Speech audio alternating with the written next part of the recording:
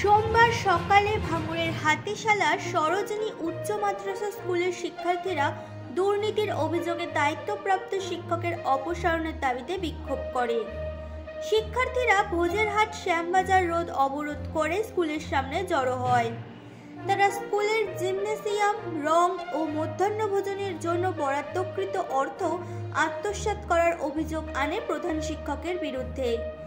এছাড়াও ভর্তির ফি বৃদ্ধি, নতুন হেডমাস্টার নিয়োগ সহ একাধিক দুর্নীতির অভিযোগ আনে প্রধান শিক্ষকের বিরুদ্ধে।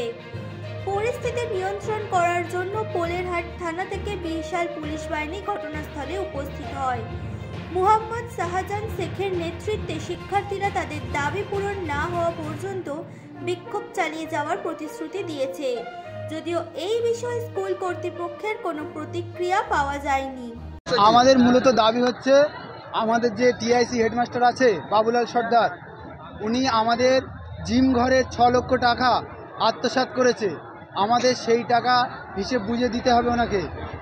তারপরেও আমাদের মিড ডে মিল চুরির অনেক টাকা উনি আত্মসাৎ করেছে, সেই সবগুলো আমাদের বুঝে দিতে হবে।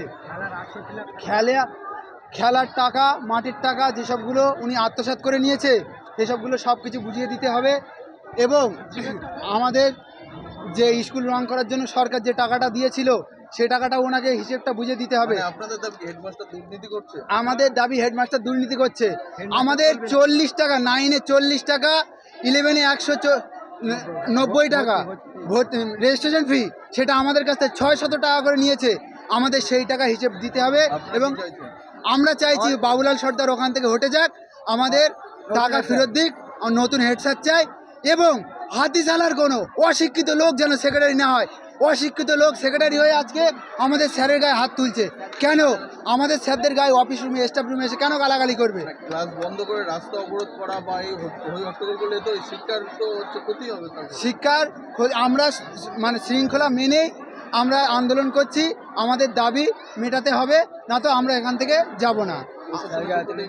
প্রশাসনের পক্ষ থেকে ওরা বলছে, তোমরা আমাদের কাছে এসো, লিখিত জমা দাও। আমরা লিখিত জমা দেওয়ার জন্য একটা ব্যবস্থা নিয়েছি। আমাদের স্ট্যাম্প পেপার তৈরি হচ্ছে, আমরা সেই লিখিত পেপারটা জমা দিচ্ছি। এবং আমাদের শামীম যে স্কুলের সদস্য, সে বলল সে নাকি 2টো পর্যন্ত টাইম নিয়েছে আমাদের একটা ছাত্র বন্ধুর কাছ থেকে। 2টোর ভিতরে সে জানাবে কি। দেখুন, আমরা আজকে যে দেখলাম কিছু অনেক ছাত্রছাত্রী তারা বিভিন্ন রকম দাবি দেওয়া নিয়ে লিফলেট মাধ্যমে তারা দাবি দেওয়া নিয়ে আমাদেরকে জানালো। এবং আসার আগে দেখলাম অনেক হইচই করছিল। ছাত্রছাত্রীদের সঙ্গে কথাবার্তা বলে ওদের যে দাবিগুলো আছে সেগুলো নিয়ে আমরা আজকে স্কুলে বসে আলোচনা করব। সেগুলো সঠিক কী ভুল সেগুলো নিয়ে আলোচনা করে আমরা বললাম যে ওদের টাইম দিলাম, সেই টাইমের মধ্যে ওদেরকে জানিয়ে দেবো যে এগুলো নিয়ে কী করা যাবে। কী হচ্ছে তার ফলে কি বিক্ষোভ কমবে বলে মনে হয়?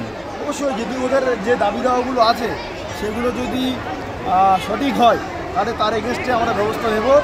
এবং যদি সেটা না হয় সেটা নিয়ে ওদেরকে আলোচনা করে ওদের সঙ্গে জিনিসটা ক্লিয়ার করব। মূলত তো হেডমাস্টারের বিরুদ্ধে অভিযোগ, ওদের যে অভিযোগগুলো এসছে সেই অভিযোগগুলো নিয়ে আজকে আলোচনা করব। মানুষের পাশে, মানুষের সাথে আমরা আছি এই বাংলাতে। আপনারা দেখছেন সংবাদ শিরোনাম।